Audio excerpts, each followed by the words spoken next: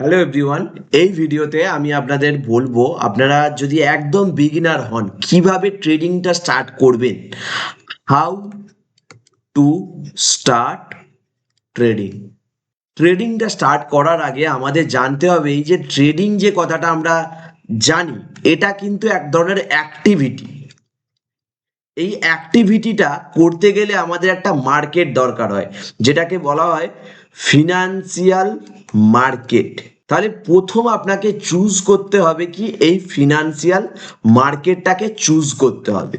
এবার আমাদের বিভিন্ন ফিনান্সিয়াল মার্কেট রয়েছে, বাট মেজর যে ফিনান্সিয়াল মার্কেট যেগুলো আমাদের রয়েছে সেটা হচ্ছে ক্রিপ্টো মার্কেট, ফরেক্স মার্কেট, আর আমাদের যেটা আমরা কাজ করি যেটা ইন্ডিয়ান স্টক মার্কেট। তাহলে এইগুলোতে আমরা আমাদের ট্রেড, যেটা বললাম ট্রেডিং, এটা এক ধরনের অ্যাক্টিভিটি, কাজ, যেটা আমরা বিভিন্ন ফিনান্সিয়াল মার্কেটে করতে পারবো।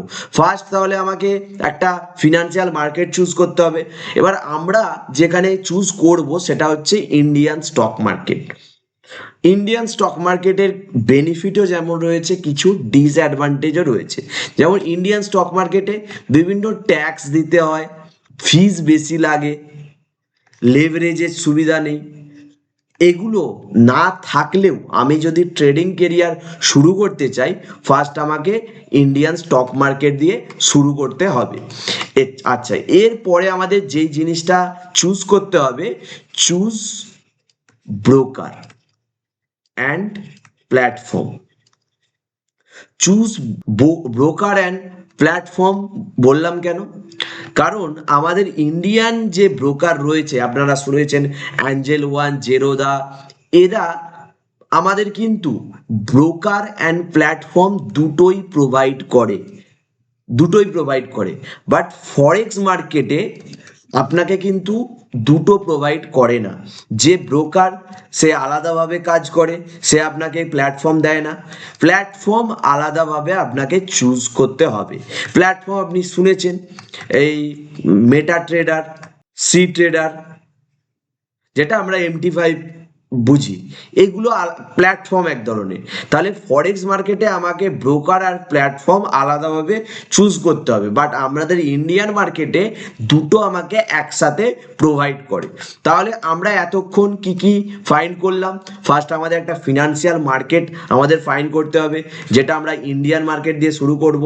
তারপরে আমাদের ইন্ডিয়ান ব্রোকারই আমরা চুজ করব। এরপরে যে জিনিসটা আসছে সেটা হচ্ছে লার্নিং। আমাদের লার্নিংয়ে ফোকাস করতে হবে। লার্নিংয়ে ফোকাস করার জন্য আমরা অনেকেই প্রথমে যখন শুরু করি ট্রেডিং, ওভার নলেজ, প্রচুর নলেজ আমরা গেইন করি, অনেক বুক রিডিং করি, বাট এগুলো আমার দরকার নেই। ফার্স্ট আমার যদি ট্রেডিং শুরু করতে চাই, ট্রেডিংয়ে দু ধরনের আমাদের নলেজ গেইন করতে হয়, একটা টেকনিক্যাল অ্যানালিসিস আর একটা ফান্ডামেন্টাল অ্যানালিসিস।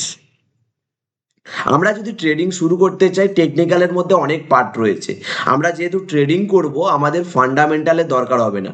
এবার এই টেকনিক্যালের মধ্যে অনেক পার্ট রয়েছে, বাট বেসিক যদি জিনিস বলি, ফার্স্ট আপনি শুরু করতে পারেন সাপোর্ট, রেজিস্ট্যান্স, এগুলো আপনাকে জানতে হবে।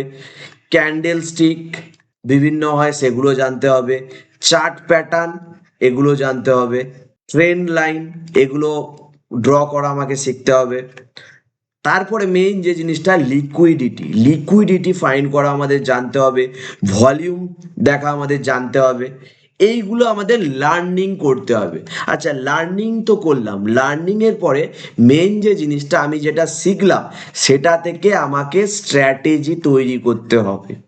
স্ট্র্যাটেজি, যেই স্ট্র্যাটেজি কি থাকবে, যেই স্ট্র্যাটেজির স্ট্র্যাটেজি একটা নির্দিষ্ট টাইম উইন্ডো থাকবে, একটা সেট আপ থাকবে, রিস্ক ম্যানেজমেন্ট থাকবে তার মধ্যে,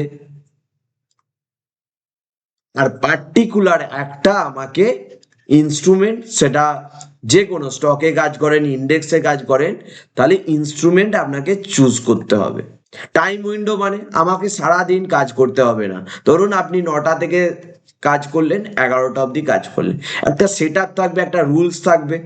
রিস্ক ম্যানেজমেন্ট রাখতে হবে, আমি কত টাকা রিস্ক নিয়ে কত টাকা ইনকাম করছি। কারণ ট্রেডিংয়ে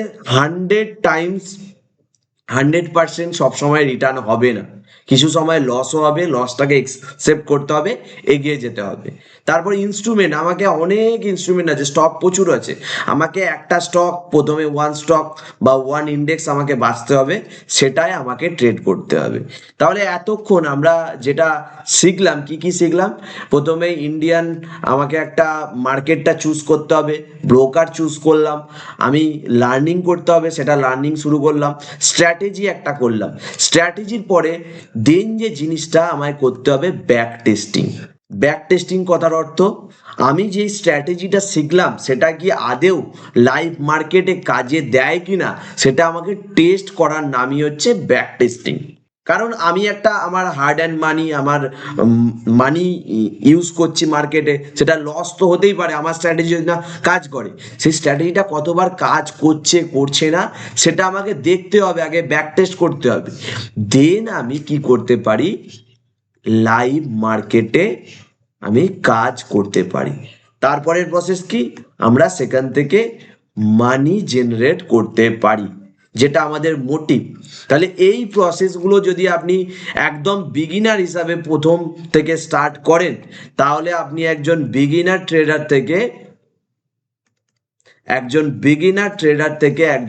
প্রো ট্রেডার হয়ে যাবেন। আশা করি ভিডিওটা ভালো লেগেছে, কিভাবে আপনার ট্রেডিং কেরিয়ার শুরু করবেন, একদম তার জন্য একটা বেসিক ভিডিও ছিল। যদি ভিডিওটা ভালো লাগে অবশ্যই চ্যানেলটাকে সাবস্ক্রাইব করবেন।